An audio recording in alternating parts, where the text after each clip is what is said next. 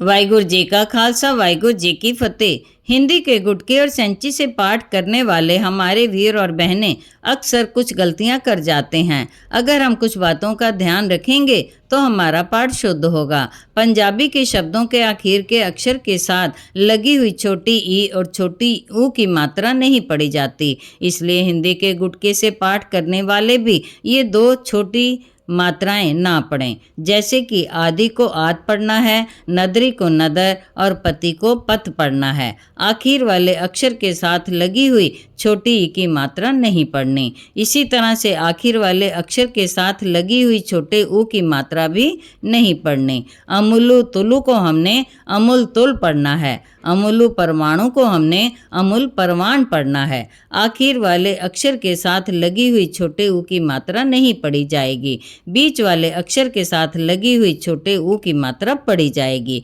शब्द के शुरू और बीच में आई हुई छोटे ई और छोटे ऊ की मात्रा पढ़ी जाएगी। जैसे कि लिखिया, लिखिया में पहला अक्षर ला और दूसरा खा है, दोनों के साथ छोटे ई की मात्रा पढ़ी जाएगी। गुण को हमने गुण ही पढ़ना है। सुहानु को सुहान पढ़ना है, पहला ओ पढ़ना है, दूसरा ओ नहीं पढ़ना। अमुल्ला को हमने अमुल्ला ही पढ़ना है, बीच वाला ओ पढ़ना है।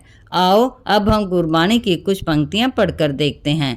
कथी कथी कथी कोटि कोटि कोटि। अब हमने इसे कैसे पढ़ना है?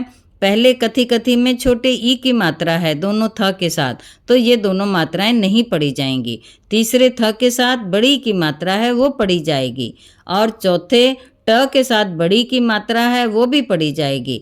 आखिर वाले जो कोटि कोटि हैं दो अक्षर, दोनों में छोटी ई की मात्रा नहीं पढ़ी जाएगी। अब हम इसे कैसे पढ़ेंगे? कथ कथ कथी कोटि कोट कोट। अब अगली मात्रा देखते हैं ऊ की। अमुलु धर्मु अमुलु दिबाणु। इसे हम कैसे पढ़ेंगे? अमूल धर्म अमूल दिबाण। सिर्फ आखिर वाले अक्षर के साथ लगा हुआ छोटा ऊ नहीं पढ़ना, बीच वाले और पहले अक्षर के साथ लगा हुआ छोटा ऊ पढ़ा जाएगा। लगता है अब आपको समझ आ गई होगी। अगर फिर भी कोई आपके मन में शंका रह गई हो तो आप कमेंट करके ज़रूर पूछिएगा। वाहिगुरु जी का खालसा वाहिगुरु जी की फतेह।